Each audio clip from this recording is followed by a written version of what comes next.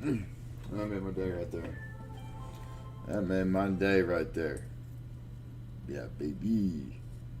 Let's see. I don't want to listen to him, man. Like I want to find someone to listen to and play video games.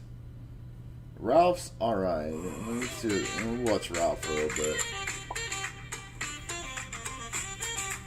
Maybe he's living wild today. Ralph gets excited. What? I'm confused. I'm confused. Doesn't make sense. 2.7 million. Offer my high at 2.7 million. What's the fee? 1.69. I'm not buying that. 450. Who got it right? Let me see. 2.7. No one got it. Dreads was so close. 2.8.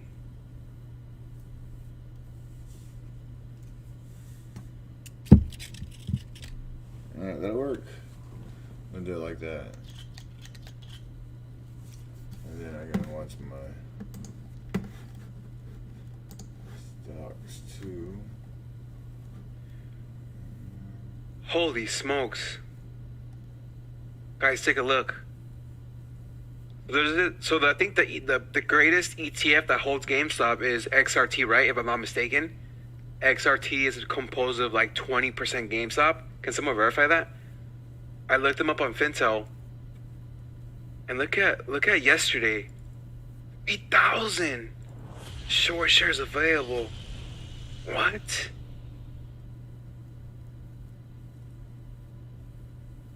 That's insane. 16% composed, 22%? No, I knew about the ETF. I just didn't know what the percentage was.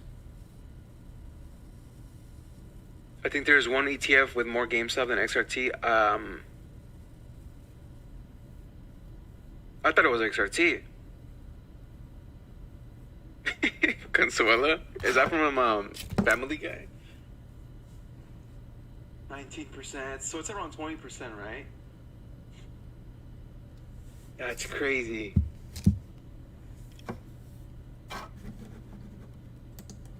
All right, 2 minutes, guys. I'm literally nervous. I don't know why. It says damn coffee, man. She put something in here or something. I don't know. I'm just a little jittery.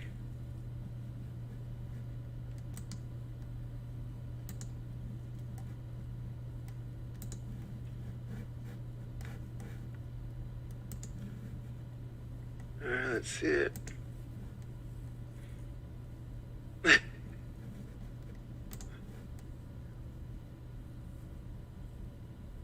I'm not Portuguese. I just had a C4. The pre-workout, right? All right, we're pulling back. I'm interested. There's a minute and 37 seconds. I'm interested to see how, if we do sell off, if people are going to say, you know what, I'll probably wait, maybe take some profits, buy after the hearing. And look at this candle. It's happening. It's happening. 1 minute and 26 seconds. I'll probably just shut up now and stream this. But guys, this stream might also start to blow up a little bit. So due to the congressional hearing, so don't be surprised if you see a ton of trolls coming out of nowhere.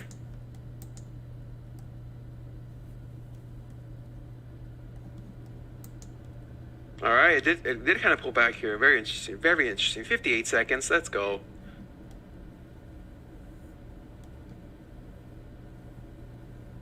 Yes, I'm gonna stream it. All right, we're just waiting for them.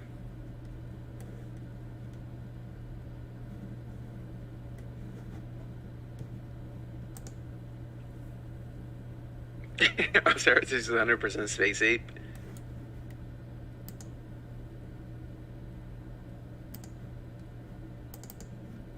You should speak your thoughts during the hearing. People don't like when you speak over the streams. I don't know why.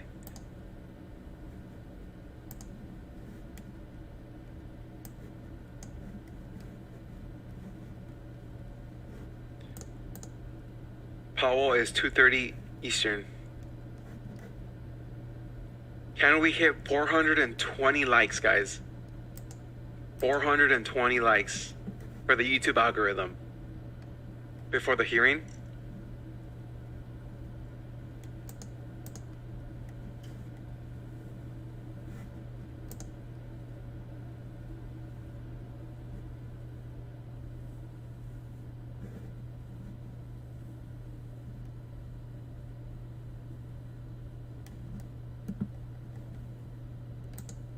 Yeah, I'll be typing in the chat too. That's what I always do as well. Even for the AMC hearing or earnings call, we were messaging each other in the chat. Every time Paulo says inflation, you drink, I'll die if that happens. The moment he says inflation, get ready. Get ready.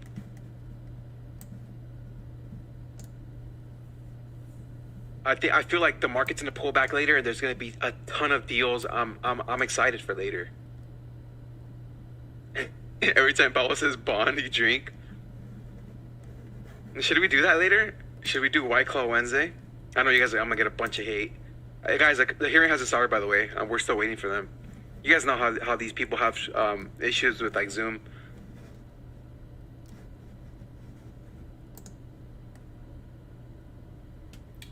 I was speaking at 2:30 Eastern.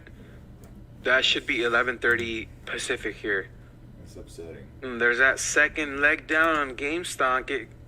They're live. Objection. The chair is authorized to declare a recess of the committee at any time. As a reminder, I ask all members to keep themselves muted when they're not being recognized. The staff have been instructed not to mute members except where a member is not being recognized and there is inadvertent background noise. Members are also reminded that they may only participate in one remote proceeding at a time. If you are participating today, please keep your camera on. And if you choose to attend a different remote proceeding, please turn your camera off.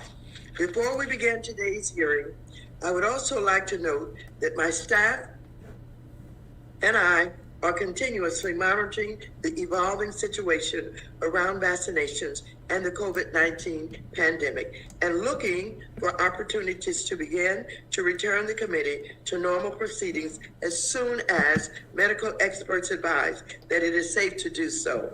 I have appreciated the coordination from the ranking member in ensuring proper safety protocols in committee proceedings thus far, and I'm committed to working with him to ensure that we're following the recommendations of medical experts moving forward. This hearing is entitled Game Stopped? Who wins and loses when short sellers, social media, and retail investors collide? Part 2. I now recognize myself for 3 minutes to give an opening statement. Good morning, everyone. Today, this committee convenes for our second hearing on the ongoing volatility involving GameStop and other stocks. In our first hearing on this matter, I called a number of those involved in those events to testify before the committee. The goal was to get the facts, and so we heard directly from the CEOs of trading app Robinhood, Wall Street firm Citadel and Melvin Capital, and social media company Reddit, as well as Keith Gill, one of the retail investors involved in Wall Street Index. The committee asked those witnesses questions on a broad range of issues, touching upon topics including conflicts of interest and payment for order flow, gamification of trading and harm to retail investors, the process for clearing and settling stock trades in the United States,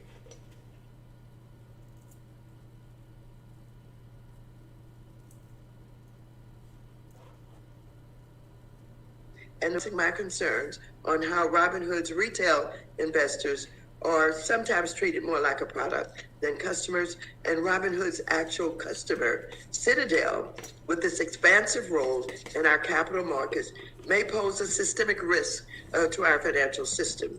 Today, as a next step, I'm convening this hearing with a panel of capital markets experts and investor advocates so that the committee can hear from their perspectives on these issues and possible reforms.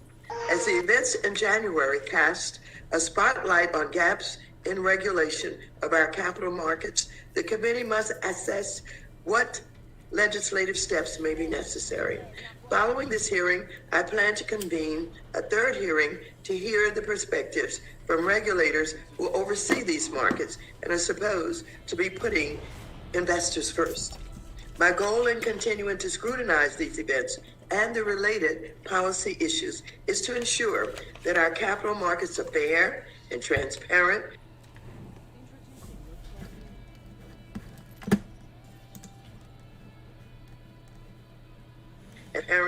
and that investors have strong protections. I now recognize the ranking member of the committee, the gentleman from North Carolina, Mr. McHenry, for 4 minutes. Well, thank you, Madam Chair, and thank you for holding today's hearing. Look, I fear a pattern is emerging here. Regardless of the facts or data, Democrats are going to use every opportunity to justify their priorities. Whatever's in the news, whatever fears people have, they're going to exploit it to justify advancing an extreme progressive agenda. Simply repackaging old, outdated policy failures with the wrappings of whatever else is in the news this week, and using that to sell the American people on the idea that this time it's different. Ask yourself, for example, why it is that the Biden plan signed into law last week that congressional Democrats landed on $350 billion in state and local aid when states only have a shortfall of $1.75 billion right now. Well, that's like your friend needing $2 and you say, no problem, here's $350. Will that cover it? It's the reality is that Democrats are stuck in their thinking, no matter what the data actually tells us. Trust me, that massive spending bill is just the start. And the same thing is going to happen with the infrastructure bill and climate change disclosures as well. Look, I fear the same thing is happening today with this GameStop hearing. Democrats are using GameStop to justify more regulations, greater restrictions, and put more costs into businesses and everyday investors. They will say that this technology is the new scary thing and that it's dangerous. But let's be honest, none of these ideas are new, regardless of the fact that what information may be gleaned from conducting oversight or an investigation. Democrats have already come up with the same old, tired ideas: more taxes, more disclosure, more regulation, more limitation, more fees, more of government bureaucrats telling Americans how and what they should be able to invest in. But these ideas come with a track record. We know their agenda creates perverse incentives, bad policy outcomes, and rampant inequality that they then can seize on politically to say that they're going to fix inequality. And their policies only make things worse, though, and enhance inequality. To repeat my point I made at last month's hearing, because the Democrats' progressive policies, it's easier for most Americans to buy a lottery ticket than it is to invest in the next Google. Because of the regulatory structure, we have the accredited investor definition, which in the DC spin on regulation, it ensures that only the rich get to invest in things that make you rich. That's backwards and wrong. Let's remove these hurdles and move forward. Let's find a way to work together to harness the power of financial innovation that benefits everyday Americans. Instead of clamping down on innovation and shutting the American people out of opportunities, let's stand with the American people who want a better life. And on a final note, I want to thank the chair for laying out her approach to holding hearings. And I would ask unanimous consent to submit for the record the letter exchange that we've had over the last week. Look, the folks have been vaccinated. As an institution, Congress has had opportunities to be vaccinated. We've had hybrid hearings before the vaccine was even available. And so I'm asking, Madam Chair, if we could return to those practices that we had last Congress so that we can actually have both sides represented and we can have more productive, better hearings when we have a hybrid model or in person. And look, I think that's commensurate with, almost every committee member being vaccinated. So with that, I yield back and look forward to hearing. Thank you. The letter that you just referred to is adopted without objection.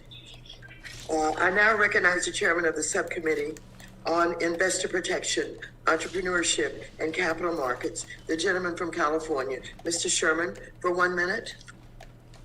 Madam Chair, I thank you for holding this hearing, and I couldn't disagree more with the ranking member when he says this hearing is about raw meat for the woke left-wing masses. I've been to far more left-wing demonstrations than he can imagine, and let me tell you now, there may be shoutings of slogan like impeach Trump, but I've never been at a left-wing rally where people are shouting end payment for order flow, price improvements for all.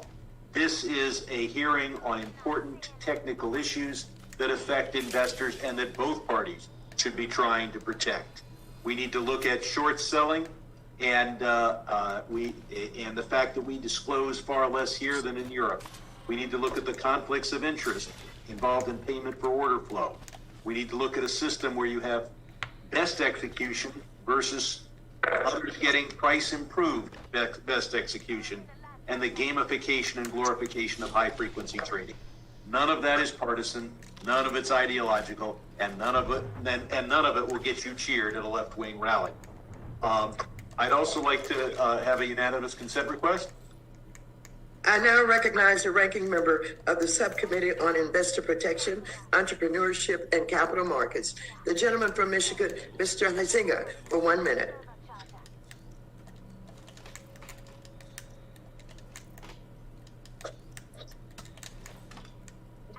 Mr. Huizenga? Is Mr. Huizenga on the platform? He's muted and he can't figure it out. Mr. Huizenga, you're muted. Mr. Huizenga, unmute. Unmute. Unmute. Finally. Okay. Sorry, ma'am. Technology. It's one of our challenges. I have been trying to unmute myself that entire time. So, retail trading has surged in popularity and practice due to the rise of app-based trading. These app-based interfaces, combined with zero commission trades, fractional share trading, and lowered account minimums, have ushered in a new era of investment. Advancements in technology have improved access to our capital markets and created new opportunities for countless Americans to participate in our markets who were previously excluded. Today, nearly 25% of market trading volume is attributable to retail orders. This is up from 10% of trading volume just a mere 2 years ago. The median age of Robinhood customers is 31, and more than half of the new Robinhood accounts for the first half of 2020 were opened by first-time investors. At Charles Schwab, since 2019, half of their new clients have been under the age of 40. This is a good trend. How have my colleagues across the aisle responded to this new era of investment? By falsely claiming this increase in market participation has caused, quote, gamification of the trading experience, that markets are rigged, and that some have even gone so far as to equate it to gambling in a casino. We should be working together to understand how innovation and technology can improve access to our capital markets. Instead of jumping to conclusions, I yield back. Thank you. I now recognize the chairman of the Subcommittee on Oversight and Investigations, the gentleman from Texas, Mr. Green, for 1 minute. Thank you, Madam Chair. I'm grateful for this hearing. And really a question is, should we continue to allow a middleman or market maker who is a high-speed, high-frequency trader to execute trades for itself and its clients? If the answer is yes, then are there sufficient penalties to deter self-dealing and unlawful trading, namely buying or selling ahead of one's clients when the trades of the clients are known? I thank you, and I yield back. That's called the mask punk right there. Mask punk. I want to welcome today's distinguished witnesses to the committee. Mr. Sal Aronuk, who is a partner at and co-founder of Themis Trading, an institutional equities agency brokerage firm. Mr. Michael Blagrand, who is Chief Operating Officer at the New York Stock Exchange. Dr. Vicki Bogan, who is an Associate Professor at the S.C. Johnson College of Business at Cornell University. Alexis Goldstein, who is a Senior Policy Analyst at the Americans for Financial Reform. Dennis Kelleher, who is co-founder, president, and chief executive officer at Better Markets. And also Alan Grojek, who is Chief Executive Officer of All of Us Financial, and Michael P. Valvar, who is Executive Director of the Milken Institute for Financial Markets. Now, without objection, your written statements will be made part of the record. Each of you will have 5 minutes to summarize your testimony. You should be able to see a timer on your screen that will indicate how much time you have left, and a chime will go off at the end of your time. I would ask you to be mindful of the timer and quickly wrap up your testimony if you hear the chime. So at this time, we'll have number one, Mr. Arnott. You are now recognized for 5 minutes to present your oral testimony. Yo, what up? Thank you, esteemed members of the House Financial Service Committee, for inviting me to participate in this hearing. Joe Saluzzi and I co-founded Themis Trading in 2002, and we trade as agents on behalf of money managers collectively managing trillions of dollars for long-term investors. We believe the most damaging elements of what has come to be called the meme stock craze are playing out because of extremely poor investor education, conflicts of interest in the form of order routing inducements referred to as payment for order flow, and a lack of accountability of this poor investor education and these misaligned incentives. In our written testimony, we've included more detail and nuance on why we think there's an issue with how Robinhood conducts its business. Therefore, we'll use our opening statement to instead talk about payment for order flow, which is the practice that makes their model exist. Payment for order flow presents an undeniable conflict of interest. While it may enable free commissions and explicit costs, there are implied costs we feel everyone ignores. While payment for order flow is legal, we've long wondered how it possibly could be. How can a broker, charged with the duty of getting its clients the best available prices, do so by selling the client's orders to sophisticated high-frequency trading firms who in turn will make billions of dollars trading against these orders? While retail brokers and market-making firms claim to provide price improvement, PI, to these orders, it's a flawed calculation. It's based off of a slower price feed called the SIP. It doesn't take into account odd lots and midpoint exchange order flow. And the NBBO reference price it uses is largely set by the very same market-making firms bestowing this PI in the off-exchange environment. Regulators know this. The SEC recently fined Citadel $22 million for mishandling retail orders, and they also fined Robinhood $65 million for failing its best execution responsibilities. They know the concept of PI is flawed as well. They approved a huge market structure change, which included odd lots in the SIP, and protected them as a quote, yet our industry sued to block this overhaul. Payment for order flow increases overall costs in the market for all investors, including pension funds. When a few HFT market makers buy up orders that account for as much as a third of the trading volume each day, the orders that are less informed and benign, so that they don't go to the exchanges, what's left on those exchanges is that much more toxic and costly to trade with. Market impact costs are higher and spreads are wider as well.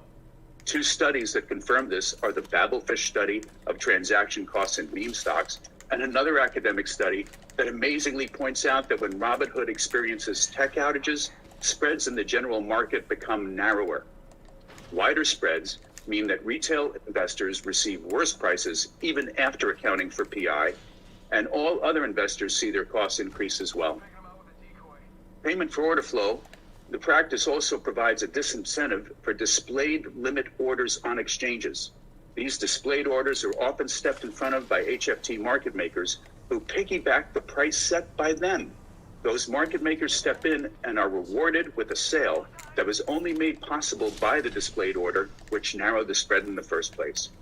Would any of you, when buying a home, for example, put a sign in front of the home with the price you would pay, only to help someone else buy the house ahead of you for the same price or $1 more? Yet this is what happens to displayed orders in the market every day. Payment for order flow also takes the form of maker-taker rebates on exchanges. The practice creates race conditions to be first in line to get a rebate every time the quote changes. Investor orders don't dominate these races, market makers do. Investor orders are typically further back in the queue and miss opportunities at buying cheaper stock. But despite this, brokers representing those investor orders still route largely to these exchanges for that rebate. and regulators know this behavior is problematic. In December 18, the SEC adopted a transaction fee pilot whose purpose was to test the effect of rebates on market quality. Sadly, the exchanges sued and blocked the pilot. What were the exchanges afraid that the pilot would confirm? Finally, Maker Taker has taken fixed exchange costs to the moon. This has resulted in less diverse public markets, which hurts price discovery. Which market will have better price discovery? One where the prices are determined by an oligopoly of 4 large HFT trading firms, or one where the prices are determined by diverse investors and traders from all walks? To conclude, we are all witnessing the dangerous intersection of poor investor education by a broker that should know better, and the payment for order flow that creates the massive incentive for their business model to sell the orders on its platform to its real customers, the HFT market makers. Payment for order flow is a flawed and Is it just me, or are you guys having a hard time just having to read word by word? This guy's like, Mr. Blaugrund, you are now recognized for 5 minutes to present your oral testimony. Chairwoman Waters, Ranking Member McHenry, and distinguished members of the committee, thank you for the opportunity to testify today. I'm Michael Blaugrund, the Chief Operating Officer of the New York Stock Exchange. The NYSE is the world's largest exchange, and our listed companies employ more than 43 million people worldwide and represent roughly 30% of the world's public market value. The New York Stock Exchange's purpose is to help companies raise capital so they can change the world and provide an opportunity for investors to share in their growth. The events of January raised questions as to what, if anything, policymakers and regulators should seek to reform in the equity markets. Whatever conclusions the regulators reach about what ought or ought not be done, public policy should build investor confidence in the markets. The first of 4 areas that merit reform is shareholder disclosures. At the NYSE, we sit at the nexus of issuers and investors, and both groups have strong feelings about shareholder disclosures under Section 13F. Corporate issuers feel that the current limited frequency and lengthy lag time for 13F reporting prevent them from engaging efficiently with their investor base, while institutional investors are concerned that increased disclosures would erode the value of their fundamental research. We've facilitated joint discussions with representatives of both groups in hopes of identifying a middle ground. Based on this dialogue, we believe the SEC should consider shortening the delay for 13F reporting and consider mechanisms that enable direct disclosures to corporate issuers when a reportable position is established or fully divested. The second area for reform is securities lending. Short selling is an essential practice for liquidity, price discovery, and risk management. But the securities lending market on which it depends is opaque and inefficient. FINRA collects short position information from its member firms twice a month, but this aggregate data is insufficient for market participants or regulators to understand how supply and demand are changing for stock loans. The NYSE believes the SEC should consider establishing a consolidated tape for securities lending, a system that anonymously published the material terms for each stock loan would provide the necessary data to understand shifts in short selling activity while protecting the intellectual property of individual market participants. Third, the SEC should eliminate competitive barriers for public investors. Over the past year, retail trading has been the fastest growing segment of the market. It's encouraging to see increased direct investment, as public markets are a powerful mechanism for reducing economic inequality. The vast majority of retail order flow, however, never makes it to the public market. Instead, retail orders are typically routed to a broker-dealer wholesaler for internalization, a process that guarantees an execution to the retail customer in exchange for granting the wholesaler an opportunity to trade with the order before other market participants. Investors trading on public exchanges, including the NYSE, have a limited ability to compete for much of the retail volume, due largely to the difference in the regulatory framework for broker-dealers and exchanges. For example, unlike exchanges, wholesalers can offer privately negotiated terms for price improvement or payment for order flow.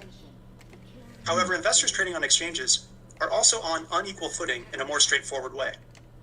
Off-exchange trading is permitted at price increments as small as 1/100th of a cent, while investors trading on exchanges are limited to price increments of a full penny. The NYSE believes that it is time to level the playing field for on and off-exchange price increments. Reducing the minimum pricing increment on exchanges in active, low-price securities with lower investor trading costs, improved transparency, and provide an increased opportunity for investors trading on exchanges to interact with retail orders.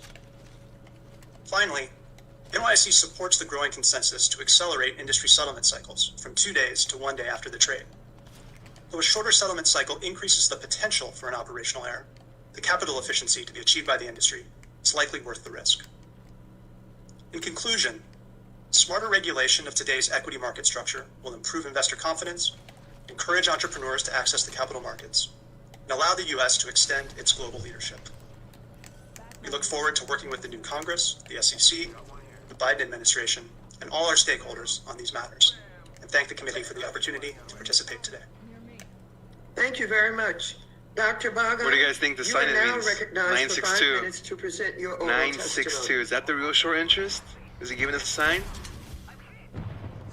Chairwoman Waters, Ranking Member McHenry, and the distinguished members of the committee, thank you for the opportunity to provide my views on an important matter that has been referred to as the gamification of investing.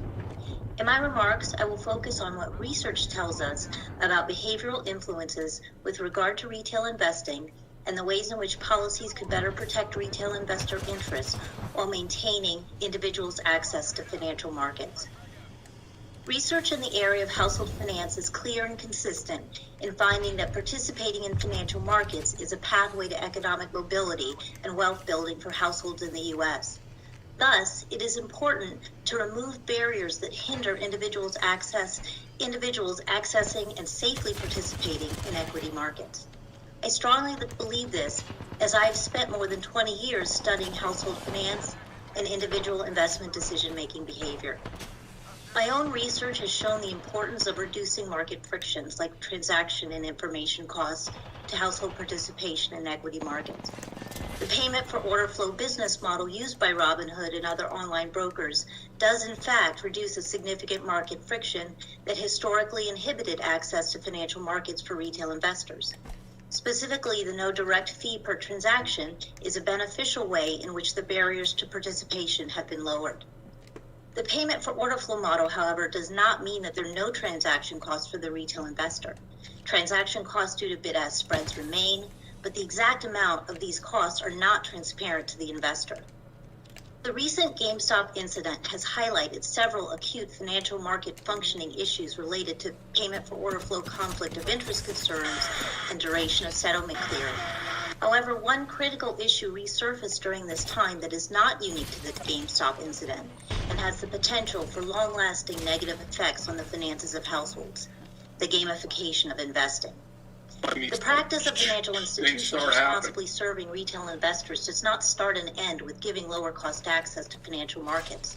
Robinhood CEO Mr. Tenev is quoted as testifying that Robinhood works to give people what they want in a responsible, accessible way. The gamification of investing, which has been pioneered by Robinhood, is not responsible because it has the demonstrated ability to harm the lives of people by creating financial fragility through wealth erosion.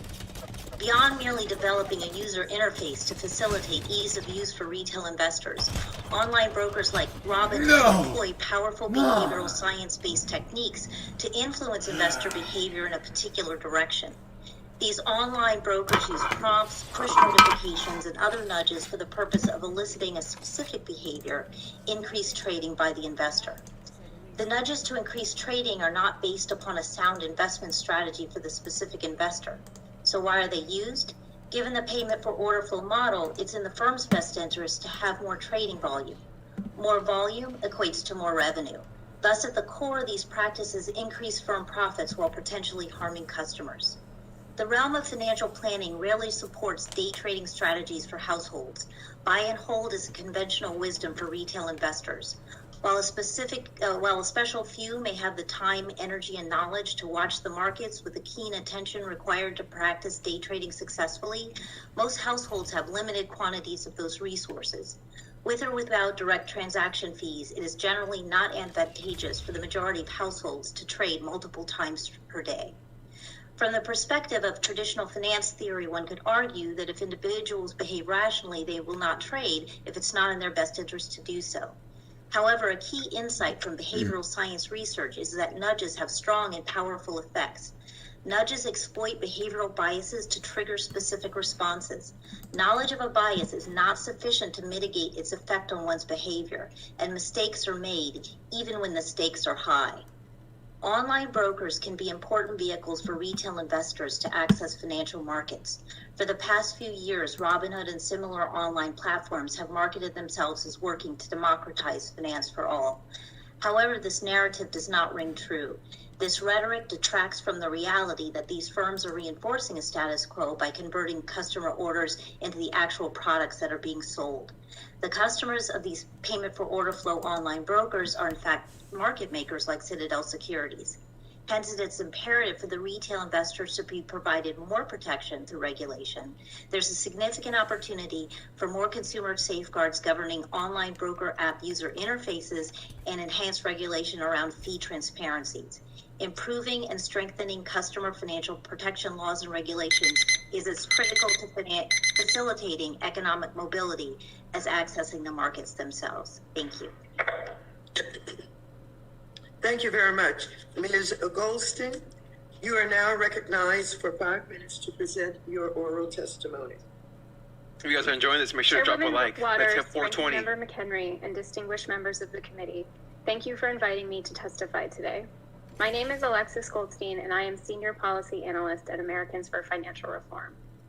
Previously, I spent many years on Wall Street, first as a programmer at Morgan Stanley in electronic trading, and then as a business analyst at Merrill Lynch and Deutsche Bank in equity derivatives.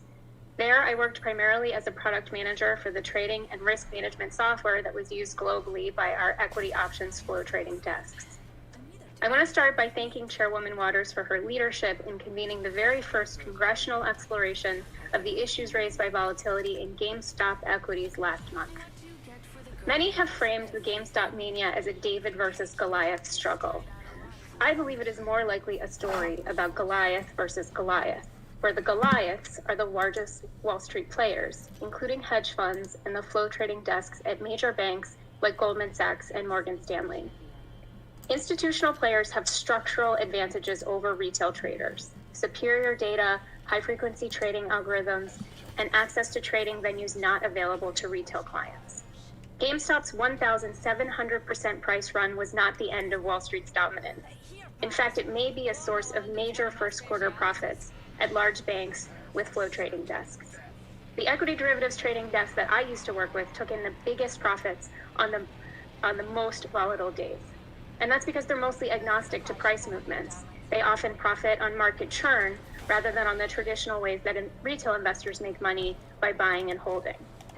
My time on Wall Street showed me that institutional players ferociously guard information about their positions while spending large sums of money and time trying to figure out what their competitors are holding. Thousands of Reddit users posting their positions online is another data point for Wall Street players who are already creating software to extract and mine it for information. It's understandable why a narrative of David versus Goliath emerged at this moment. Wall Street profits have been soaring during the pandemic, while Main Street has endured intense and prolonged suffering in a phenomenon that's been deemed the K-shaped recovery. In November, 10.7 million workers were officially unemployed. A disproportionate burden of the impact of the pandemic has fallen on Black and Brown Americans. Latinx Americans have faced large losses in employment, and white workers are getting hired back twice as fast as Black workers. Given the extreme imbalances in the economy, it makes sense that the media and the public might be drawn to a story of the little guy taking down Wall Street. But GameStop shines a spotlight on issues in the market that long predated.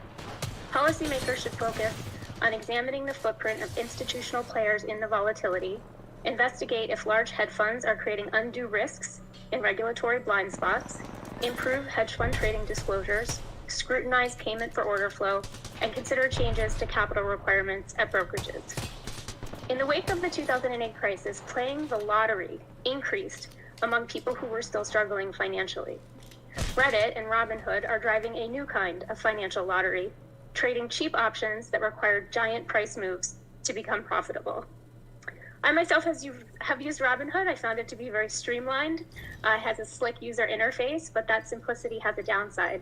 It provides its users with far less context and information compared with other retail brokerages. The way to truly rebalance the economy is not to democratize the Wall Street casino, but instead to invest in rebuilding public institutions. Canceling federal student loan debt, which President Biden can do without Congress, would grow the economy, relieve the disproportionate debt burdens carried by Black and Brown borrowers, and incentivize science and engineering graduates to consider careers benefiting the public good rather than writing algorithms to optimize trading. A modest wealth tax could be redirected to priorities like universal childcare or tuition-free higher education, and a very small financial transaction tax could fund investments in reducing the racial wealth gap through programs like baby bonds. I also want to flag that while this committee, under previous leadership, has advocated for vastly expanding the definition of accredited investors, they have also voted to limit the oversight tools and the budget of the Securities and Exchange Commission, essentially making retail investors sitting ducks for powerful special interests. Trying to democratize the zero-sum game of trading is not the answer to our dire economic state. Instead, the country needs transformational policies that tackle the deep inequalities the pandemic has exacerbated. Thank you very much, and I look forward to your questions. Thank you very much, Ms. Goldstein. Wait, Mr. what's Kelleher, going on? you are now recognized for 5 minutes to present your oral testimony. Good morning, Chairman I mean, Waters, I guess, Ranking Member it's McHenry, fine. and the members Hopefully of the it committee. is. I mean, I've Thank been you for doing holding pretty this shit. important The last hearing match only got and for the 4-6. invitation of Better Markets to testify. We have already heard many of the market structure and regulatory issues addressed by this hearing are complex, hotly disputed, and often difficult to understand. But it's important to remember that they directly affect the economic activity and growth of the country.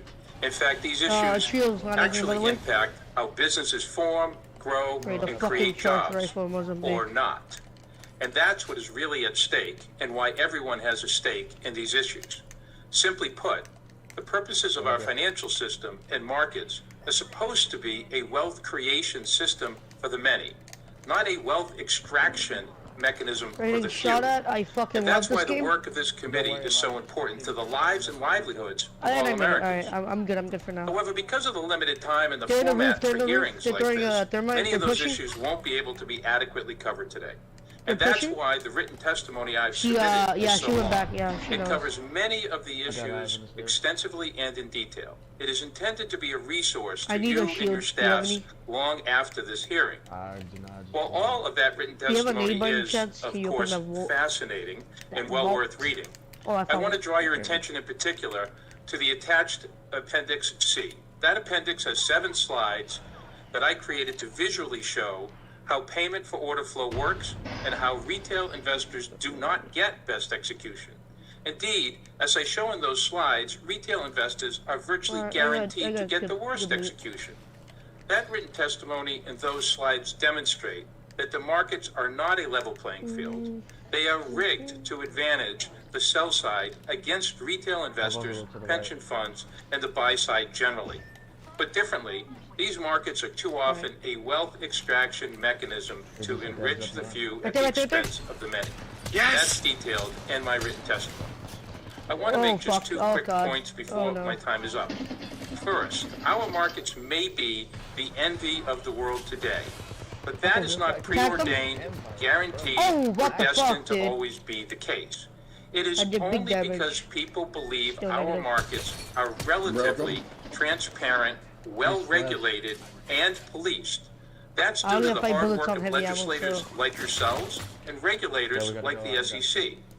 That work has engendered faith and confidence in that our markets are fair and relatively free of fraud. That confidence underpins our markets. Lose that, and our markets will not function. If they don't function, then our economy will be hurt. Jobs, growth, and living standards are at stake. That, unfortunately, is the precipice we currently stand on. While the world may be envious of our markets, poll after poll shows many Americans are losing faith and confidence in our markets. And that's why the many issues raised by the GameStop frenzy are so important. If not properly addressed, they will happen again.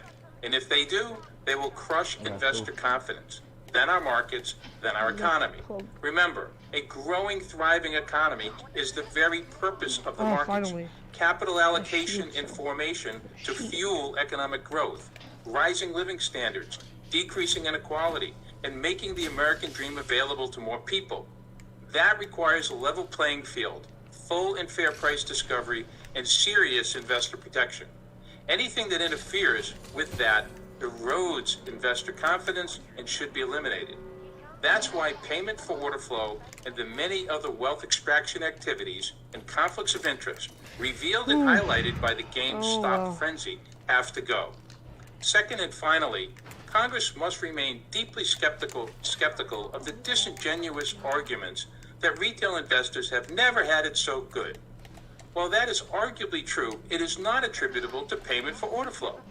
The actual causes of increased market access and narrowing spreads over the last 25 years are due to technological innovations, cost reductions, the introduction of electronic trading, the implementation of decimalization, and other elements of the regulation NMS framework. In fact, without payment for order flow and the other intentionally created complexity used to disguise the wealth extraction activities, retail investors would be significantly better off today. And investors in public confidence would be higher. By the roof. There's more than one That so could watch be out. the I hear multiple foundation for a footsteps. virtuous cycle where more people invest, more capital is available, more businesses are formed and funded, more jobs are created, and economic growth increases She's and so low. broadens, She's super low. benefiting Horizon, can you do your all thing? Americans. Oh, God, I'm That's about to our die. collective goal. Thank you. Great Dude, job, oh, Our I'm so hero Ben is pissed, still dude. using the chat for days. Fucking bad. Oh, keep running away. Yeah, they're running for God, this game is so bad. Mr. Grudzik, you are now recognized for 5 minutes to present your oral testimony. Thank you. Good morning, Chairman Waters, Ranking Member McHenry, and distinguished members of the committee. My name is Al Grudzik. I am founder and CEO of All of Us Financial, a new San Francisco-based online broker launched in May 2020 and on a mission to empower retail investors. Thank you for this opportunity to add to this important discussion regarding January's unprecedented activity at GameStop and the associated lessons learned from an entrepreneurial perspective. Let me start by saying that I've learned from decades of direct practitioner experience that most of the choices before us involve trade-offs. Most have both costs and benefits and must be considered in that sober light. I'm an engineer by training, but my career has been in capital markets. For a decade, I've worked for Toronto-Dominion Bank across the globe, and in 2002, I co-founded a high-frequency trading firm, Infinia. And in 2011, I built and ran a quantitative hedge fund, Gallium. After looking at market issues from all these angles, I found that no one was properly solving a critically important problem, which is leveling the playing field for retail investors. Retail investors don't have the same tools as large institutions and underperform the broader markets over time. I decided to apply my experience to try to address this critical societal need. The narrative that markets are rigged and that big institutions steal from little girls and guys out there is mostly not correct. The narrative exploits fear and reduces rich complexity to a simple fairy tale. Find a victim, finger a villain, promote a hero. We don't live in Sherwood Forest. Our markets are well structured, highly competitive, and expertly regulated. There is plenty of room for improvement, no doubt, particularly as we adapt to an ever-changing world. One needed improvement is to deliver institutional-grade capabilities to retail investors, including in the areas of data, knowledge, access, and influence. And that's our mission at All of Us. Let me be clear that we currently are paid for order flow at All of Us. And because we believe in radical transparency and alignment, unlike some other brokers, we share this revenue with our customers. We believe this aligns our interests with our customers and helps educate them about how markets work. Some view disclosure as a point-in-time regulatory requirement. We take the view that transparency is a real-time foundation for our entire business. PFOF is not a necessary component of our market structure, but it is an effective way for markets to operate and should not be banned without careful consideration of its costs and benefits. Importantly, regulation requires all market makers to trade with customers at or better than best prices available on exchanges. And there's a comprehensive execution audit trail for brokers and regulators to monitor. As we consider PFOF in this light, there are some truths to consider. First, market makers and exchanges all provide valuable services and need to be paid for them. Market makers provide liquidity, price discovery, and critical customer service. Exchanges provide, among other things, order matching and settlement services. These services cannot be provided for free. Second, market makers are indifferent between PFOF and price improvement because the net price to them is the same. Brokers care, however. They also need to be paid for providing services in a highly competitive environment. If we prohibit PFOF, commissions will likely increase and valuable retail innovations such as fractional shares may become uneconomical. Last, some claim separating retail and institutional flow harms retail investors.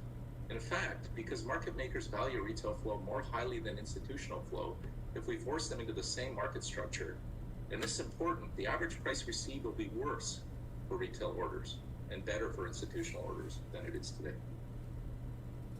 In terms of gamification and social investing, social media platforms and gamification are powerful forces, and like most implements, can be used for both good and bad purposes. But society is evolving, and younger generations want products and services delivered via social media. Good gamification and social investing can drive financial literacy, education, and encourage healthy behavior, such as regular saving and investing. And that is a standard we hold ourselves to. All of us. Brokerage is highly competitive, and innovations in social investing will continue to emerge. The right regulatory balance is to encourage innovation for the benefit of retail investors while ensuring investor protection. Our markets can be a wonderful means for Americans to invest and build wealth. But as the GameStop activity shows, our markets can be improved, and efforts to educate and improve experience of retail investors are critical as markets become increasingly accessible and more people invest for the first time. I appreciate this opportunity to appear before the committee today. I look forward to answering your questions from an entrepreneurial perspective at the appropriate time. Thank you. Thank you, Mr. Rujic. Now I will call on Mr. Pivovar. You're now Good morning. 5 minutes. Good morning. Thank you, Chairwoman Waters, Ranking Member McHenry, and members of the committee for inviting me to testify today. My name is Mike Pivovar, and I'm the Executive Director of the Milken Institute Center for Financial Markets. Previously, I had the pleasure of serving as a visiting academic scholar, senior financial economist, commissioner, and acting chairman of the Securities and Exchange Commission. Thank you for calling this second hearing on the lessons learned from the trading activity in GameStop and other so-called meme stocks. In the first hearing, members of this committee identified a number of issues that the SEC could prioritize in its regulatory, compliance, and enforcement roles. I hope that my testimony today will be helpful in guiding some of those priorities. Now, the Commission has already said that they're reviewing actions taken by regulated entities to determine whether they may have disadvantaged investors or otherwise unduly inhibited their ability to trade certain securities. The SEC's Division of Examinations has said that one of their 2021 examination priorities will be to examine broker-dealers to assess whether they are meeting their legal and compliance obligations when providing retail customers access to complex strategies such as options trading. And the Commission has said they are investigating whether abusive or manipulative trading activity prohibited by the federal securities laws occurred during this episode. Now, I have complete confidence that the Commission and its compliance and enforcement staff will identify and pursue any evidence of noncompliance or wrongdoing. Accordingly, I focus my testimony on the regulatory policy issues that have been raised in the aftermath of the January trading. The first part of my testimony focuses on achieving more equitable access to investing in private companies. The second part focuses on improving 3 specific areas of market structure and market infrastructure policy. Here's a quick summary. Retail investors enjoy more choices and face lower costs when investing their hard-earned savings in public companies than ever before. Retail investors have taken advantage of these beneficial trends over the past few decades. The fraction of U.S. households that own stocks, either directly or indirectly through funds and retirement savings accounts and pension funds, increased from less than 1/3 in 1989 to more than 1/2 in 2019. Now, low-income households saw the biggest gains over this period, but they still lag high-income households in public stock ownership rates. In 2019, 15% of households in the lowest income quintile held stocks in public companies, compared to 88% of households in the highest income quintile. Now, while I'm not aware of any statistics on ownership rates by household income level for private companies, the gap is undoubtedly worse because SEC rules currently effectively prohibit low-income investors from investing in this high-growth sector of the economy. Accordingly, I believe the SEC should revisit the accredited investor definition and solicit public feedback on achieving more equitable access to investing in private companies across all income levels. Based on that feedback, the SEC should engage in rulemaking to open up these investment opportunities to all Americans. I also recommend that the SEC should 1, evaluate whether and how to move to a shorter trade settlement cycle. 2, study how payment for order flow is working in a zero commission environment with a focus on order routing and best execution requirements. And 3, evaluate various alternatives to increase regulatory reporting and public transparency in securities lending. My written testimony provides an in-depth discussion of each of these issues, and I'm happy to answer any questions you may have. Thank you again for bringing attention to these critical issues and for the opportunity to testify before you here today. Thank you very much, Mr. Peebles. I now recognize myself for 5 minutes for questions. Last month, the committee reviewed the actions of various market participants surrounding the volatile trading in GameStop and other stocks. We discussed how Robinhood, which caters to retail investors, earns nearly all of its revenue from selling its customers' orders to firms like Citadel, raising questions about who really is Robinhood's customer. Robinhood claims its customers are served best because it doesn't charge any commissions, but it cost its customers more than 34 million last year, and Robinhood paid 65 million to settle an enforcement action related to selling its customer stock orders. I understand the allure of Robinhood. When I first learned about Robinhood, I thought it showed great promise. Ms. Goldstein, payment for order flow, which was pioneered by the fraudster Bernie Madoff, allows brokers like Robinhood to make huge profits by routing their customers' orders to market makers like Citadel instead of sending them directly to an exchange like the New York Stock Exchange, even if it means brokers won't obtain the most favorable trading terms for investors. Can you please explain whether you think these disturbing conflicts can ever be truly mitigated in such a way that guarantee brokers and other market participants are acting in the best interest of their customers? Chairwoman Waters, thank you for the question and thank you for holding this hearing today. I think it's a very, if we look back to 2016 in the Obama administration, the Securities and Exchange Commission wrote a memo to its Equity Market Structure Advisory Committee, and it identified a series of potential conflicts with payment for order flow. They thought it might interfere with a broker's duty to receive best execution for their customers. They thought it might create perverse incentives for them to route their orders to market makers instead of to lit exchanges. And they identified that it may, in fact, be obscuring the true cost that customers are paying for their order flow. I like to liken it to sort of Facebook, right? If you are not paying for something, that often means that you yourself are the product.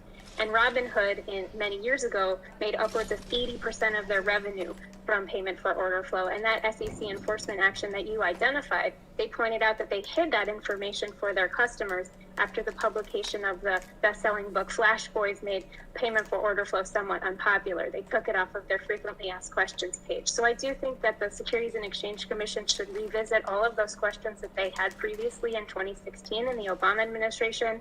They should ask, should this practice be prohibited? Is it too confusing? Does it mask the true cost of the trade? Or should brokers be required to pass these payments on to their customers, which could be another way to address the problem? Thank you. I'd like to ask you, you indicated that you had at some point been involved with Robinhood, that you had done some trading, and that's how you became very knowledgeable about how they operate. Could you tell us what that experience was? I'd be happy to, Congresswoman. I've used Robinhood. I've used a number of other brokerages. I was quite frankly very shocked at how quickly I was able to get set up for trading on Robinhood. I happen to have a lot of expertise in options because I have a history of working with options trading desks on Wall Street, but even with that expertise, it's usually much slower when I've tried to use other brokerages to get permission to trade in certain kinds of options tradings, like what are known as option spreads. But in Robinhood, there was no friction. I did not have to fill out any kind of complicated forms. I was honestly quite surprised at how easy it was. And I do think that the folks that have criticized Robinhood for the gamification of it have some, there's something behind that. When you place your first trade, this confetti bursts on your screen. There's lots of recommendations about the products you trade. It says, oh, you traded this, so you might be interested in this other company. And so I do think there are a lot of questions about the ways that Robinhood may be enticing people who may not have the needed expertise to trade, for example, option strategies where you can lose a lot of money. They call spreads put spreads. So I was, quite frankly, pretty surprised at how different it was from other brokerages, especially when it came to how much outstanding risk I had. I think it's very simplified, and that's often said is it a benefit, but it's simplified in a way that can be very dangerous if people don't understand their risk. Well, thank you very much for the testimony. I now recognize the distinguished ranking member, Mr. McHenry, for 5 minutes for questions. Well, thank you, Madam Chair. And Mr. Pivovar, I'd like to actually go to you. And I just want to take a step back and look at the evolution of retail investing over the last decade or so, and the impact of rules prohibiting everyday investors from investing in high-tech, high-growth, or a number of segments of our economy that are currently prohibited. So what was the rationale behind these rules, and what impact did the prohibition have on investors and investment opportunities, the accredited investor standard in particular? Thank you, Congressman McHenry, for that question. So the original rationale for this rule was quite well intended. It was an investor protection rule. And the idea was that it would protect investors from investing in riskier securities. Now, I question the premise of that as an economist, right? I'm only the third PhD economist to be a commissioner at the SEC. Most of the SEC commissioners and staffers are lawyers there. They tend to think of the risk of securities in isolation, the risk of any particular security. But when I look at it through the lens of an economist, what we know is that individual retail investors and institutional investors don't hold securities in isolation. They hold portfolios of securities. And so once I apply the principles of economics to this, you can add riskier securities to your portfolio, which, as you point out, also tend to be higher growth, higher expected returns to your portfolio without increasing the overall risk that you're facing within the markets. And what you're essentially doing is limiting the upside of these individual portfolios. I believe you're on mute, Congressman. I thought I unmuted. Here we go. So, so what does that do to exacerbate? Does that have any impact on inequality? Does that exacerbate inequality? Absolutely. We know that younger companies tend to be higher growth. And so what we've seen over the long term, over the last 20 years, we have about half as many public companies as we did about 20 years ago. And so by limiting non-accredited investors to that public company universe, we're limiting to them to a smaller portfolio of securities, right? We know that there are fewer companies that are going public at all. We also see in a trend that growing companies are going public later in their life. So when they do finally become public, a lot of that growth opportunities to invest in them have gone by the wayside, and individual, retail non-accredited investors didn't get the opportunity to invest in those companies during that growth cycle, whereas the accredited investors have had that opportunity, which by the definition of accredited investor is somebody who's already rich, so the rich get richer. So it sounds like this dual track system is outdated and the rationale is outdated. Mr. Gruchik, let's go to you. Technology platforms like yours are attempting to democratize investor access to public markets, making it easier. And we've seen this move over the last really 50 years in this country, attracting a whole new class of investors. But that's been heightened because of technology, obviously. Do you think that fintech could be similarly useful to everyday investors if they were able to access early stage investment opportunities? Yes, absolutely. And there are a lot of platforms now, the crowdfunding platforms that are opening up this space, and the recent regulations, I think, are very helpful with changes to the regulations to open up this space. I concur that the accredited investor rules are outdated. I've always been very uncomfortable with them. The concept that we don't have equal rights as citizens to participate in investments has always troubled me. I do actively participate in the private markets as an accredited investor. I invested in Facebook before it went public. I've invested in other companies. That really should be accessible to everyone. At the same time, if we are to look for investor protections in this area, They should come in the form of assessing people's understanding and ability to make these investments, and certainly not based on their wealth. All right. Well, it sounds like we need to update our system and allow more people access to investment opportunities. And I'll just close in saying I agree with your assessment that payment for order flow, and given the regulation of our market structure as it is, there are only trade-offs. There's no simple win-win. We need good disclosures, but it's all a series of trade-offs. So yield back. Thank you. Thank you very much. The gentlewoman from New York, Mrs. Velasquez, who is also the chair of the House Committee on Small Business, is now recognized for 5 minutes. Thank you, Madam Chair. Mr. Kelleher, Robinhood seems to have perfected the gamification of trading, providing the user with the perception that investing through the app offers recreational gameplay with little or no downside risk. First, are you concerned with the gamification of the Robinhood app? And second, do you believe Robinhood's disclosures are properly balancing the potential downside risk of investing, including the risk of substantial loss and the more enticing claims of profitability and the ease of trading? Thank you for your question. And yes, we should all be concerned about the gamification of the Robinhood app. Its primary function is not to get people to invest, it's to get people to trade. And it wants people to trade because the more people trade, the more payment for order flow it receives, the more revenue it gets, the richer they get, and the bigger the IPO that they've got in the pipeline coming. That's what gamification is about. And Professor Bogan has very well stated the academic literature about so many aspects of the app driving people to thoughtlessly engage in trading rather than thoughtfully engage in trading. One of the big problems we have here is, unlike Mr. Piwowar, we do not have PhD economists applying economic principles here. We have a game-like mechanism that's meant to actually cause people to drop their defenses, to not think at all about losses and risks, and to only think about gains and trading. And so everybody should worry about that.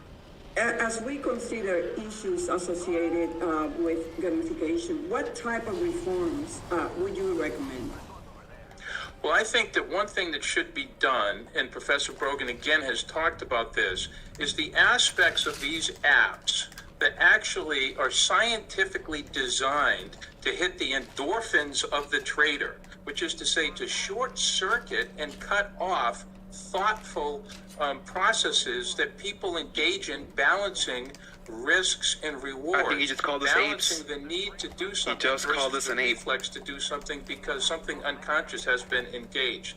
And indeed, as Sal Arnott showed in his testimony, if you look at the other platforms, they actually thoughtfully present material on, for example, options and the risks of options. You don't see that on the Robinhood app. And indeed, on the Robinhood app, do you know one of the most often asked questions, according to an article I read, on the app is, what is a stock?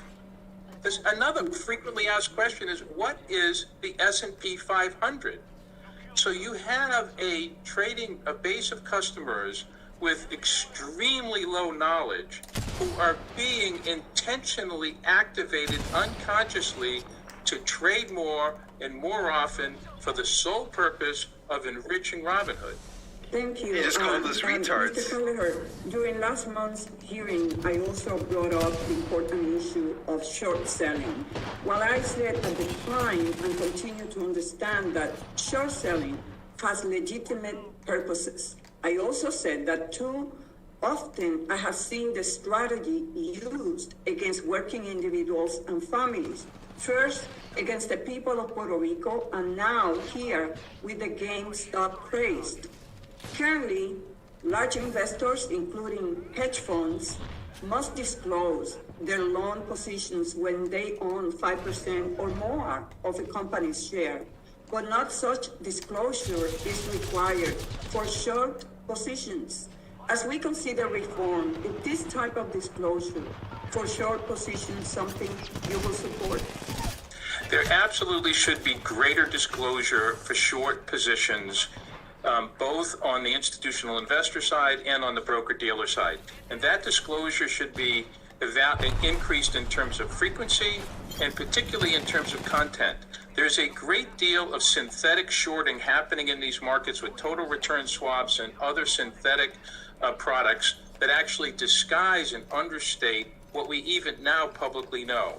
So across the board, in terms of the actual entities, in terms of the timing, and in terms of the content, disclosure should be increased. And it should actually be pretty well studied. But regardless of the outcome of that study, we need more information to the market so that people can act more informed. Thank you, Madam Chair. Thank you, Mr. Kelleher. I yield back. The gentlewoman from Missouri, Mrs. Wagner, is now recognized for 5 minutes. Thank you, Madam Chairwoman. This is a question for both Mr. Grujic and Mr. Pivovar.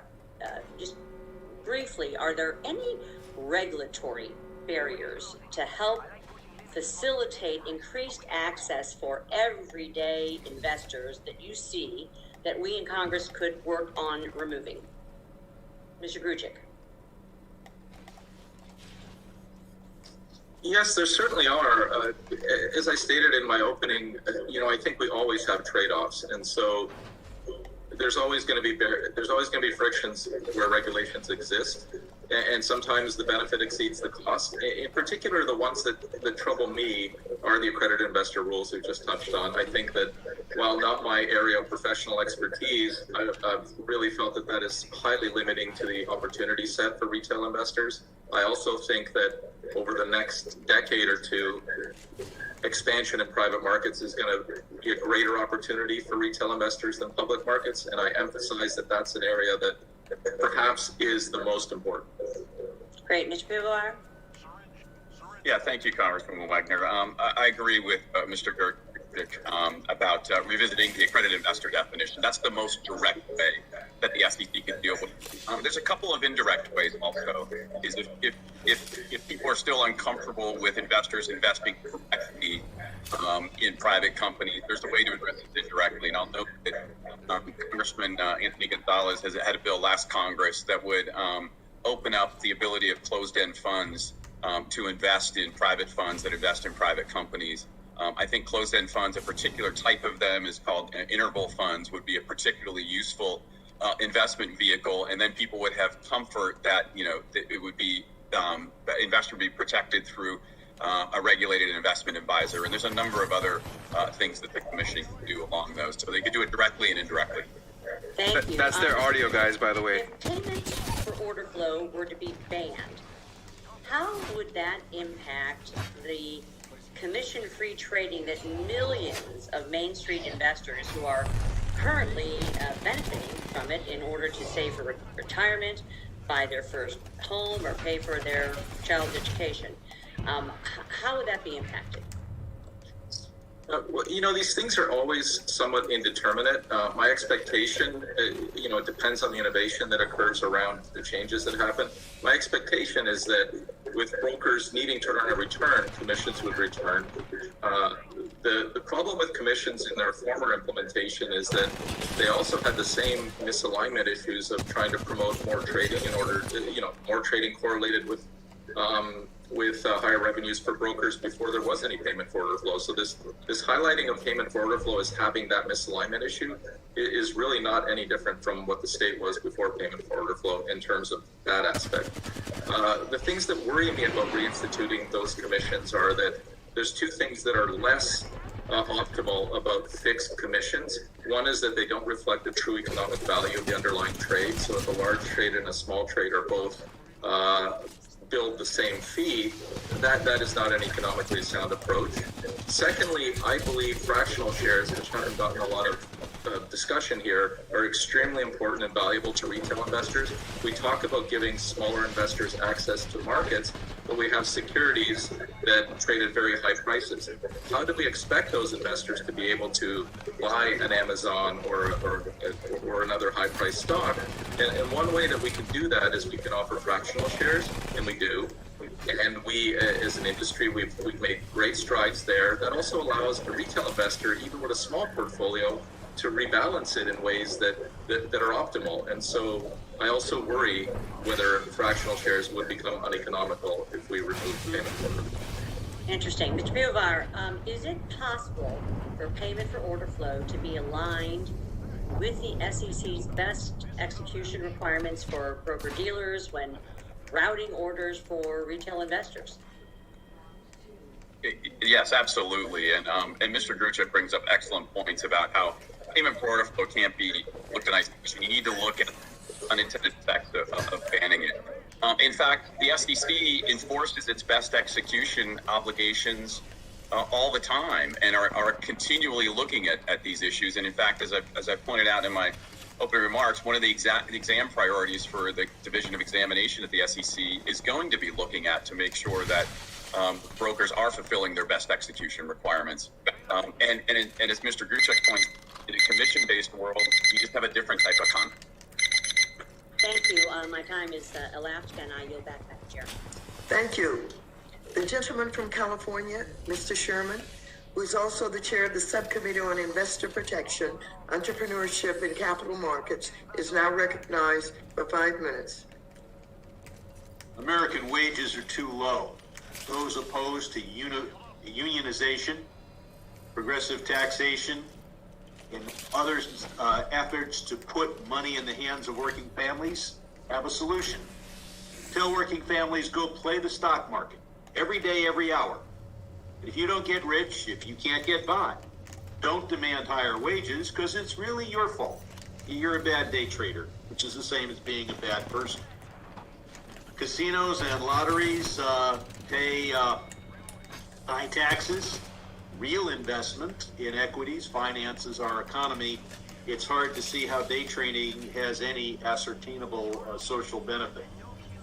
I want to commend Dr. Bogan for pointing out that zero commissions does not mean zero costs to investors. It just means zero disclosed costs. The main cost is the spread, the difference between the bid and the ask. And the gamification drives you to this, but also the illusion that Robinhood is able to create that there's no cost to you because there's no commission. And Dr. Bogan points out the gamification, the nudges, the confetti. And I would just want to say that if you want an exciting video interface, go to GameStop and buy a video game. There's no reason to go to Robinhood and buy GameStop. Mr. Keller, thank you for pointing out that just saying investors have never had it so good is hardly an answer. I'm not going to send a love letter to T-Mobile because my phone is cheaper and better than it was 20 years ago. I expect to get the lion's share of the benefits of technology.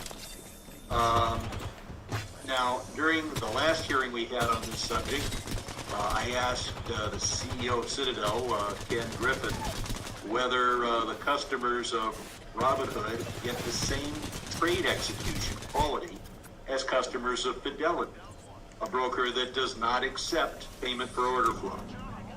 Mr. Griffin twisted, turned, filibustered, did everything to avoid giving me a straight answer. Yes!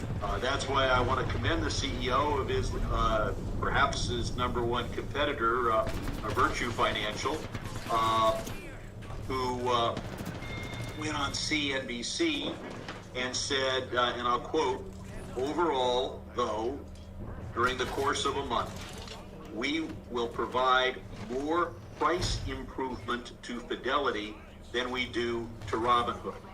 Now, of course, Fidelity charges zero commissions for online trades, but Fidelity does not accept payment for order flow. So clearly we could have no payment for order flow and zero commissions. Further, payment for order flow offered by market makers was banned in the UK almost a decade ago, and their markets continue to function well. Is there any reason the U.S. shouldn't take a similar step of banning any payment to brokers when they're acting as an agent for directing their order flow? Go. This is my wife's boyfriend right there, baby. Thank you for your question. You guys are enjoying it, drop a like. It can be banned, and it should be banned. It does not mean that the intermediaries will not be well compensated. They will still be well compensated because they can be compensated on a spread. And what it would do if you banned payment for order flow, it would have the additional benefit of driving a lot more trading to the public markets, which now are less liquid and have less trading because so much of it is being skimmed off, about 47%. And we detail this in Appendix C of my testimony. 47% of all the trading is flowing into dark, unregulated, low investor protection, non-disclosure markets by these internalizers who are using legalized kickbacks and payment for order flow to executing or to retail brokers like Robinhood. And everybody's getting rich, but that money's coming from somewhere. And where it's coming from is the pockets of retail investors. And I'll point out that even if I get a good execution of my trade in one of these dark pools, the country is deprived of information about that trade that would be available if we traded on a market.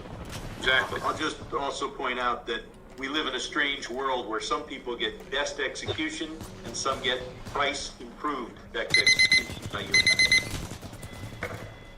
The gentleman from Oklahoma, Mr. Lucas, is now recognized for 5 minutes. Thank you, Madam Chair, and I appreciate the opportunity to hear from our witnesses today. Mr. Pivar, the payment for order flow process was in use when you were a commissioner at the SEC and well before that.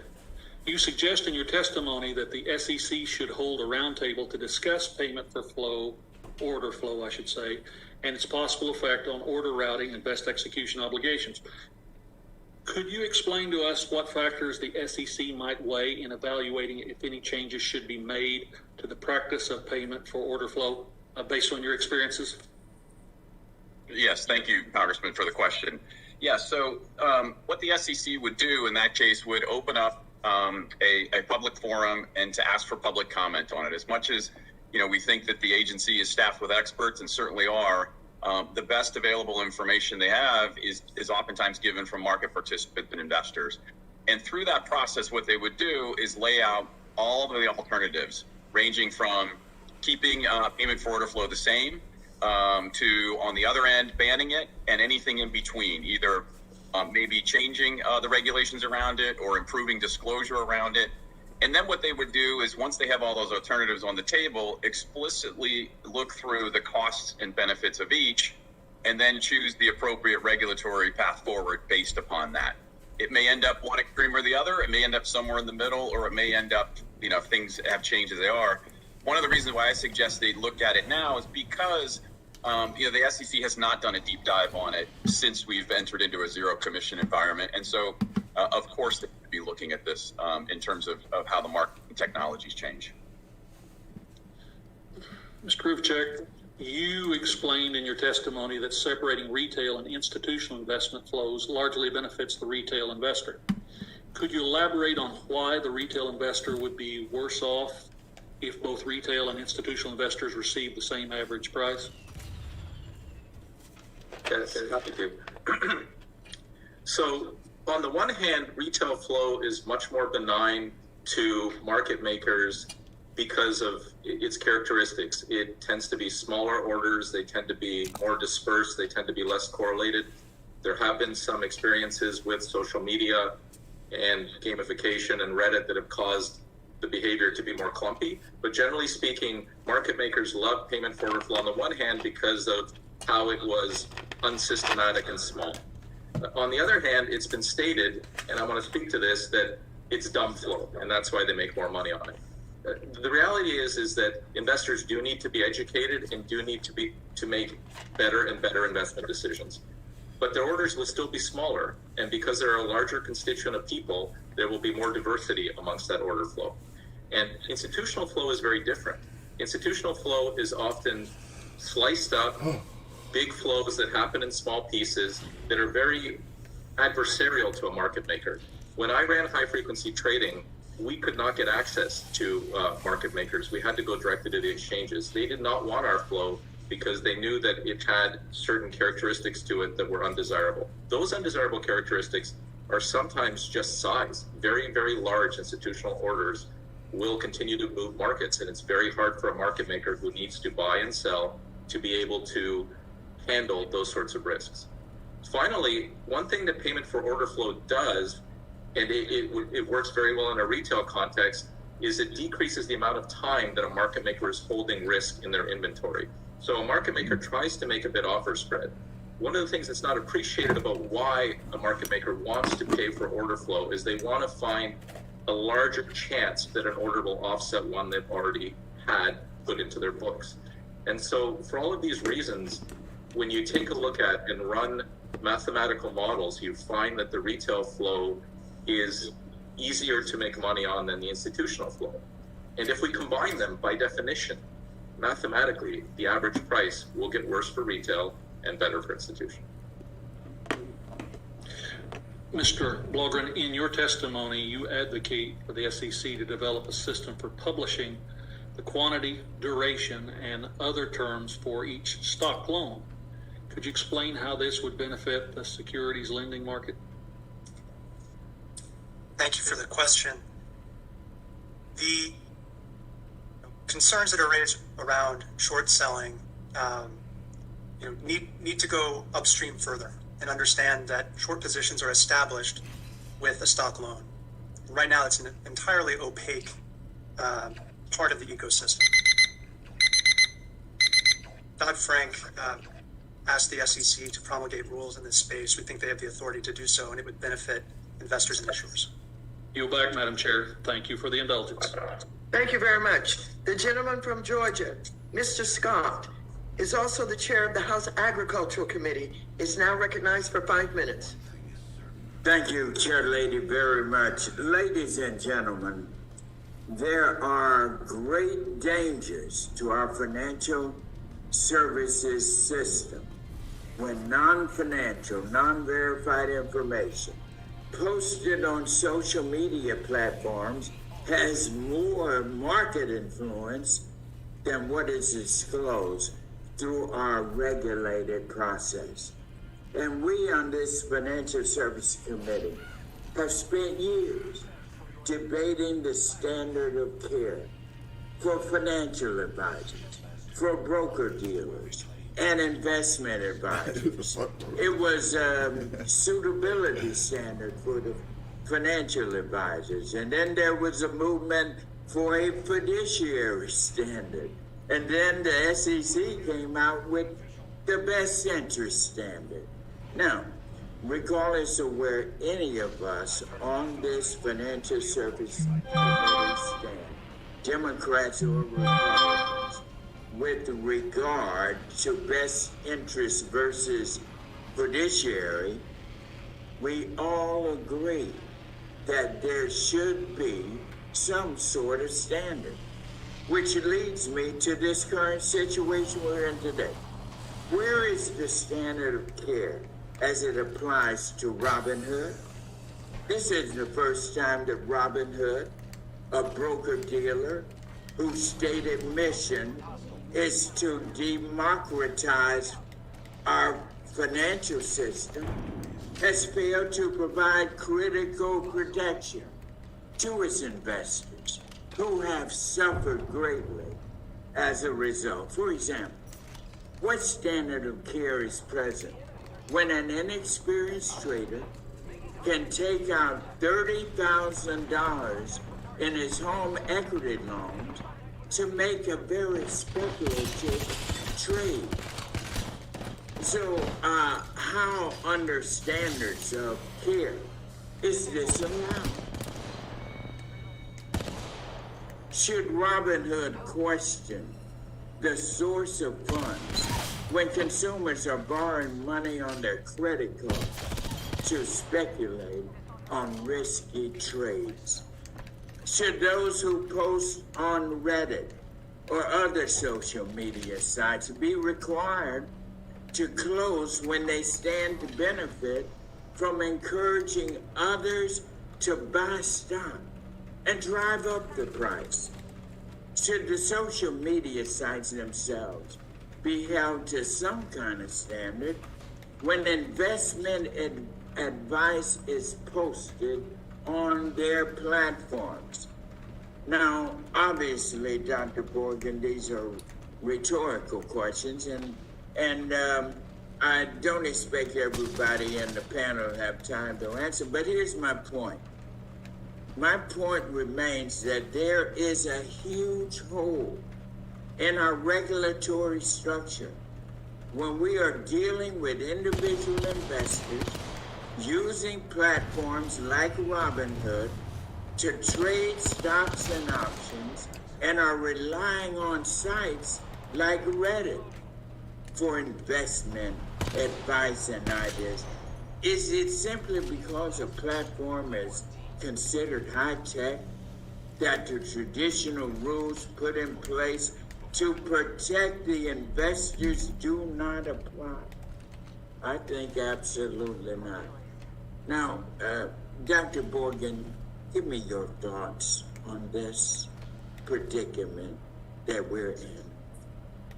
So I will say you make a very interesting point about the need for thinking about consumer protections. And I think a primary issue that we need to think about are the utilization of these behavioral science techniques to encourage users to trade in a particular direction.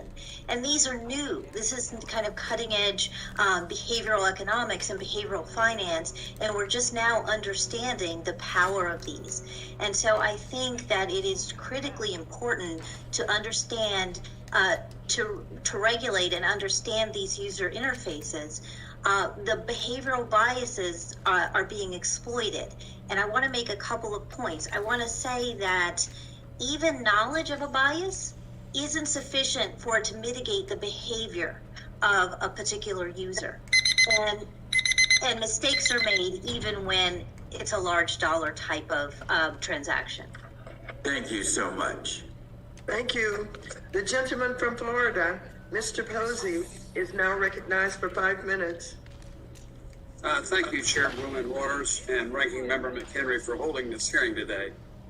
As many of my colleagues said at our first hearing on GameStop, our focus should be on an equity market that efficiently allocates corporate capital investment to the best performing sectors of the economy, provides a powerful framework for risk management to those who take the entrepreneurial risk that makes our economy the best in the world. By and large, our stock markets do achieve these goals. With due credit to the financial regulation that followed the Great Depression, we need to keep in mind that regulation, like any activity, can eventually lead to diminishing returns. We captured the big benefits from rounds of regulation after the Depression, and more modestly since then, but with the exception of maintaining vigilance over the ever-present incentives that the market has to innovate, we should be restrained in our recourse to regulation. The next round of regulation could have far fewer benefits than cost. Common sense must prevail in trying not to be too redundant. Bottom line, Mr. Pilar and Mr. Grodzic, what lessons have you learned so far from GameStop short squeeze, and what lessons, if any, should this committee learn? Thank you, Congressman, for that question. This is just another example of lessons that I've learned throughout my career, both in government and the private sector. When anything happens in the markets, whether it's a flash crash or the global financial crisis, or the trading activity here, or the volatility that occurred last March, is that, to use your words, we need constant vigilance in terms of innovation in the markets. And so the FTC has those tools, and those tools are what's called retrospective review of existing rules. So as you pointed out, there were statutes that gave the SEC authority to promulgate rules. The SEC promulgates rules that work at a particular time for a particular state of markets and technologies. And as markets and technologies change, as innovators innovate, the SEC, of course, has to revisit those rules. So that's why in the majority of my recommendations in my testimony, I suggest that the SEC go back and reevaluate. When it comes to markets and technologies, it's particularly because they change all the time. So that's why the SEC has to go back and look at their regulations under the current market. Thank you. Now, Mr. Grodzic, y'all weigh in? Yeah, I would like to add to that I think exactly as we just heard, we have to try to innovate in the regulatory environment to a changing world. And this isn't just a social media effect on finance. Social media, the effect on news, the effect on politics, and the effect on finance is both, I think, empowering in that it delivers a lot more ability for people to be heard, ability for people to hear alternate views, for data to be synthesized for their benefit. There's a tremendous potential data benefit for people, but we've also seen some real problems, and I think that's inherent in a societal change that is not yet settled into some sort of an equilibrium. It's been on my mind a lot. The Reddit discussions are in many ways quite worrisome. They create volatility in the markets, and volatility is generally bad. It creates all kinds of dislocations. Some of the behaviors are probably unintentionally actually market manipulation. When groups of people take action just to move a market price, whether it's a large player or small players, that's undesirable. There isn't a fundamental reason for doing that. At the same time, these are people that 30 years ago would have had to have gone to their broker and accepted that that broker knew better, and they would pay a whole bunch of money talking to that person on the phone and had no right to execute their own trades. So the real trade-off is if we empower people, it also creates situations where that empowerment can lead to actions we can anticipate. We really need to think this through, but I believe we need to move forward. I believe the changes we're seeing are in the right direction. I think we do need to start to have a balanced view on which of these are bad for markets, bad for individuals, and try, and again, it's cost benefit. Everything we do to restrict things always has a cost, and we just have to carefully weigh that against the benefits of how we're going to handle it. You guys smell that? I smell fear. I smell fear. My time's going to expire in 10 seconds, so I'll yield back to balance. Thank you. Thank you very much. The gentleman from Texas, Mr. Green, who is also the chair of the Subcommittee on Oversight and Investigations, is now recognized for 5 minutes. Thank you very much, Madam Chair, and thank you ever so much for the hearing. Madam Chair, I'd like to submit for the record an article styled "Hot Stocks Like GameStop Seem Fun Until You Look Beneath the Surface." This can be found at NBCnews.com on their website. Without objection, such is the order. Thank you. I'd like to read just some excerpts, if I may. Payments for order flow are banned in other countries, and some of those countries would include the United Kingdom, Australia, and Canada. I'd also like to call to the attention of Ms. Goldstein the following. When a firm like Citadel executes orders, it also receives valuable information on the direction a stock is likely to take. Market maker firms handling flow get to see unfulfilled orders from customers at specified prices the market hasn't hit yet. These include a type of sell order known as a stop loss, that's triggered at a price below the prevailing market price. Knowing how many stop loss orders are awaiting execution and at what prices signals where the floor is in a stock. It's information any professional trader would cut.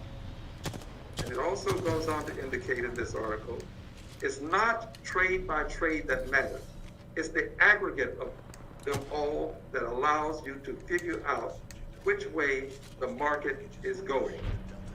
With this said, and understanding that Citadel has a disciplinary history totaling fines of $124 million in recent years for misconduct over a 3-year period, including trading ahead of customers who were forced to pay $34 million more for their trades. And over the same period of time, Citadel realized revenues totaling $13.2 billion. $124 million in disciplinary, but Citadel had revenues of $13.2 billion. So, Ms. Goldstein, it looks to me like we can have a circumstance where taking the risk of getting caught can be built into your cost of doing business, such that you're willing to take that risk because of the possibility of having such great gains. Would you care to comment on this, please, ma'am? Congressman Green, thank you for the question. I agree with you completely that too often I think violations of the law are treated merely as the cost of doing business. And I think that there are a number of things that we could do to avoid that in the future. One of the things that the regulators could do, for example, is to eliminate no fault, no penalty settlements where they don't require the firm that they've taken the enforcement action against to admit any wrongdoing.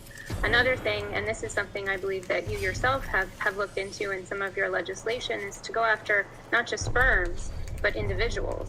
So one thing you could do, for example, is create an attestation either for the CEO or other executives or the board of directors that there is some particular wrongdoing that they are also responsible and will, may face criminal penalties. And I would just flag that there are two other things that the regulators could look at, and that would be implementing Dodd-Frank Section 954 or 956. Section 956 had a rule proposed that was never implemented, prohibiting incentive-based arrangements that, the agencies determined encourage risk-taking. So I think there are a lot of things that the regulators could do to help prevent recidivism by firms. Thank you. A quick follow-up. It seems to me that knowing the direction the market is moving in, having the ability to high-frequency, high-speed trade, get into the market, take advantage of that, knowing that you have clients that are following you, that are going to buy into it, it gives you the opportunity to literally commit what I see as a fraudulent act, because you know what you're going to be able to pay for it, and you also know by going ahead of your clients, which is not permitted in these circumstances, you now get to buy and sell in such a way as to defraud your clients. Your thoughts? Congressman, I think it's a good question. Citadel and other market makers undoubtedly have huge amounts of data as a result of the orders that they receive, both the ones that are executed and the ones that are canceled. And I think regulators should look very closely if there have been subsequent violations like the one that you identified where Citadel was in fact found to be trading ahead of its customers. I hope they continue to scrutinize them. Is this a form of self-dealing? You say yes. Congressman, I think it's a question for the regulators. Thank you. Thank you. The gentleman's time has expired. The gentleman from Missouri, Mr. Lukemeyer, is now recognized for 5 minutes. Okay, let's go into. Thank you, Madam Chair. My first question is for Mr. Blokgren. In my opinion, the market self-corrected itself on multiple occasions throughout the events in January surrounding GameStop. I asked the question of the last witnesses in the last panel, and I've since talked to lots of folks involved in the financial services world with regards to these issues, and they seem to agree with that. Institutional investors overly shorted GameStop, and retail investors were able to take advantage of those extreme short positions. In addition, Melvin Capital and Robinhood were both in need of capital infusions and found it through the private markets. Mr. Blokgren, from your seat at the New York Stock Exchange, do you believe the market was largely able to correct itself throughout the events in late January? Thank you for the question, Congressman. Certainly the market infrastructure performed in a very resilient, very stable, very predictable fashion, which I think is critical for investor confidence. And I would agree that there were no systemic issues that were presented. Fall back.